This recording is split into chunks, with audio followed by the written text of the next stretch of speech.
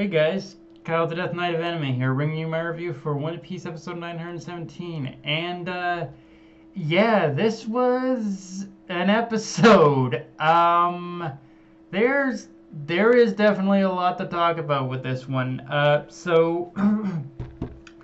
guess first thing to talk about, starting off small, because good Lord knows I need a little bit of a time to digest even what I just saw, what I just viewed.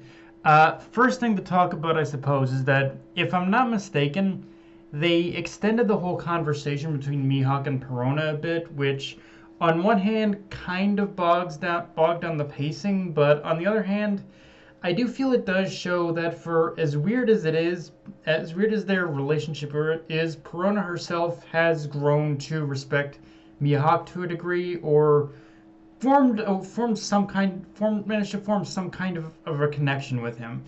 And yeah, that's and in terms of that in terms of that strange topic that Mihawk brought up, that strange topic Mihawk talked about, that was brought up at the Reverie. Um, let's just say, as a manga reader, I'm just kind of sitting back and laughing my ass off at every single one of you mother effers who's only watching the anime, because oh my god, you guys are in for a treat. And because trust me, there is meaning behind that simple. Trust me, there is meaning behind that simple that simple warning that Mihawk gave to Perona about her. It'd be best if she left the island. Cause yeah, trust me when I say, when it comes to Mihawk, and honestly the rest of the warlords, things are about to pop off majorly, and I've probably already said too much just by saying that. But yeah. And beyond that, wow, like, there's so much to talk about, I don't even know where to begin. Uh, First, not only do we get reintroduced to Moria and the Blackbeard pirates in this episode, but we also get, but we through that we get the reveal that they've stolen the clear fruit from like Absalon, which Shiryu now possesses. And on top of the fact that the idea of Shiryu possessing invisibility is terrifying enough as is, this reveal in itself tells us something important, which is that when it comes to Blackbeard's ability in order to steal devil fruits from others, it tells us that he really seems to really only be able to do that when that person is dead. Like, I think with Absalom, with the clear identification that Absalom is dead, that in itself tells us that yeah, they can really own one of the set rules in order for him to steal like someone's devil fruit, the person has to be dead. So, which in itself kind of, I guess, already was proven with the whole Whitebeard and stealing the Tremor Char fruit thing. But with this, it like officially sets the rules in stone, more or less. And so yeah, and which so yeah, although something yeah. And now, and another thing to talk about, the other thing to talk about in this episode with the reintroduction of each of the main members of the Blackbeard pirates, is we also see that each of them is basically now a captain of a number designated ship. So yeah, that in itself is interesting, because it is an interesting point, because it tells us that Blackbeard's been busy these past 2 years, and the implication being he doesn't just have a crew anymore, but just like Luffy, he now has a full-blown armada at his disposal that rivals, if not stronger than, Whitebeard's crew. But like I said, just the fact that Blackbeard has an armada now, like an entire fleet, or an entire maybe even fleet of like ships at his disposal. That his entire crew is basically a fleet now. That in itself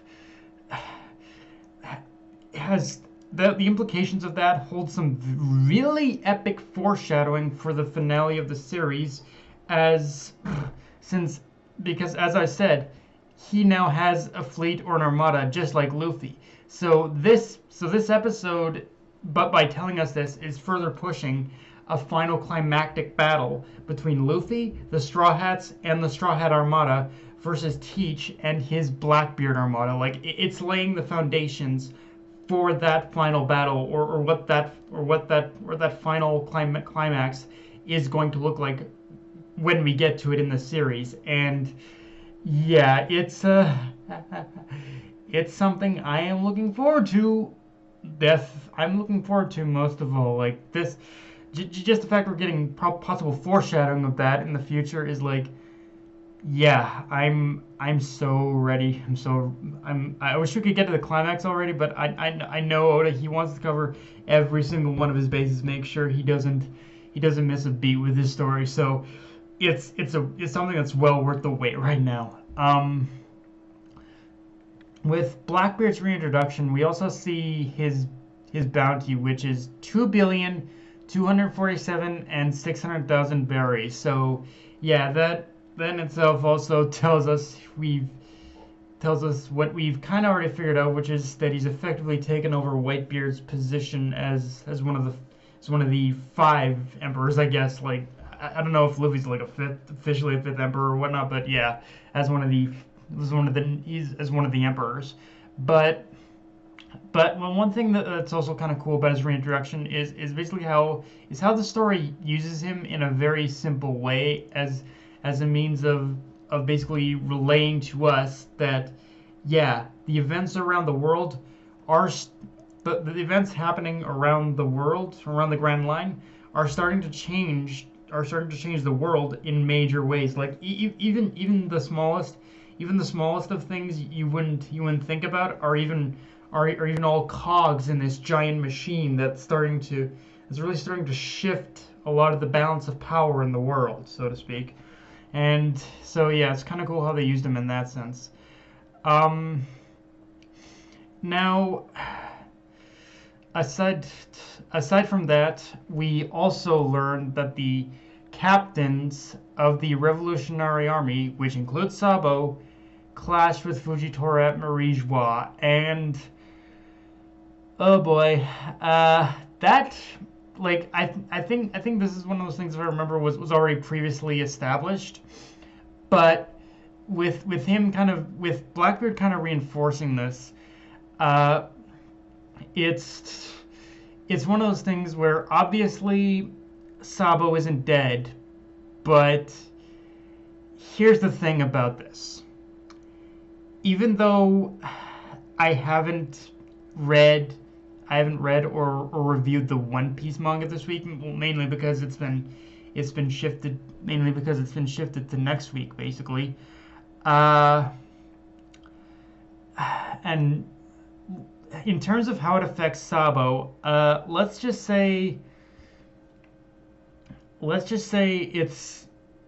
it's a case where just when I think Oda can't surprise me anymore, he manages to raise the bar even higher with by involving a character I didn't think much of and thought he wouldn't even have a major role to play. But yeah, what I'm basically saying here is that I've even though I haven't read the chapter yet, I've basically seen a 1-page spoiler, and yeah, next week, even though I've seen the spoiler, let's just say next week I'm gonna have one of the most what the fuck reactions. I'm probably still gonna have one of the most what the fuck reactions, honestly. Like, it's the spoiler I've seen is that insane, like, really. But at least if I'm understanding the context anyway. But yeah. Now, one other thing I want to talk about, and this is where I really need people to comment, like post a comment in the comment section. But someone tell me if I'm wrong about this, but did Shiryu look off-model to anyone else? I mean, art and animation overall for in this episode was fine, but there was something very weird about Shiryu's design in this episode that really kind of looked weird. Maybe it was just the brighter color scheme, but he almost kind of had that Robin thing going where his skin appeared lighter than initially portrayed or something like that. I don't know what was going on, but yeah, something weird was happening there. But yeah, someone just tell me in the comment section if you noticed it too, and if so, what it was, because I can't put my finger on it, but something definitely looked off there. But yeah, guys, that's my review. If you enjoyed the video, like, comment, subscribe. Follow me on Twitter, Facebook, and Mr. Crunchyroll. Dead Night of Anime, signing off. Later, guys.